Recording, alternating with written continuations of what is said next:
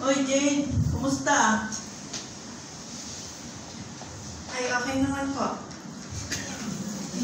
Pwede ka sumuloy. Sige po, pasok po. Huwag niyo naman tanggalin yung sandal. Ay, sige, salamat. Alam mo kasi kaya maaga akong pumunta rito, nagpakasakali lang ako na maabutan kita. Kasi ang sabi mo sa akin nung nakaraang nag-usap tayo, pupunta ka ng Manila sa araw na ito. Kaya inagahan ko yung punta. Baka sakali lang na maabutan pa kita. Ayoko, pero mamaya nga ako na po siguro. Ay, mainam naman at nag-abot tayo. Kasi yung nung nakaraan na nag-usap tayo, meron akong naiwang tanong sa'yo. Natatandaan mo pa ba yun? Opo, yung bakit tayo makapagtitiwala sa Biblia. Pinag-isipan ko nga po yun, pero bukod sa alam ko po ang Biblia ay salita ng Diyos, wala na po akong ibang maisip eh. Ay, salamat naman at pinagtuunan mo pala ng pansin yung iniwang tanong sa'yo. Kasi alam mo, Jane, ang Biblia ay hindi lang, tama naman yung sinabi mo na ang Biblia ay salita ng Diyos. At mapagkakatiwalaan natin ito sa maraming bagay.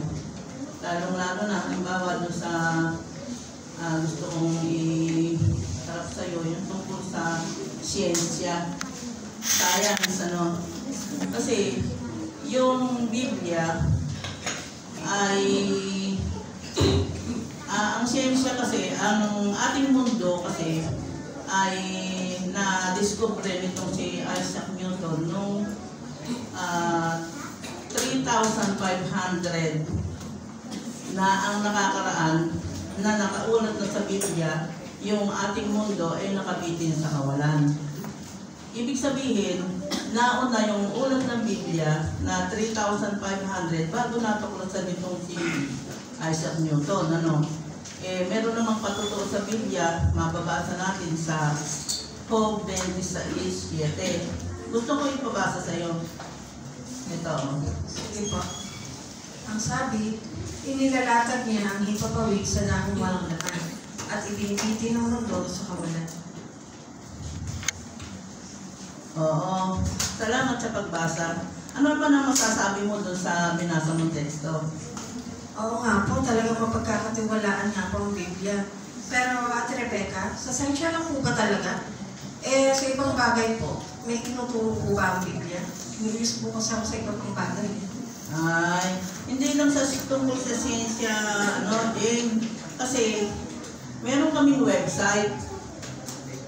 Ito sa, titignan natin dito. Ito, Ayan.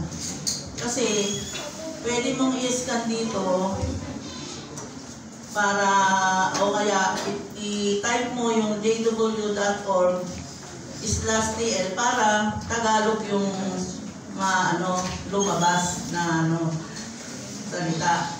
Ngayon, pagka na-access mo na yung sa cellphone mo yung website, o nakapunta ka na doon, pwede mong i-type sa search box yung paksa na gusto mong malaman. Halimbawa, tungkol sa pamilya. Doon, merong makikita ka na paliwanag tungkol sa pamilya, kung paano magiging maligaya, masaya ang pamilya, na sinusuportahan naman ng mga teksto sa Biblia.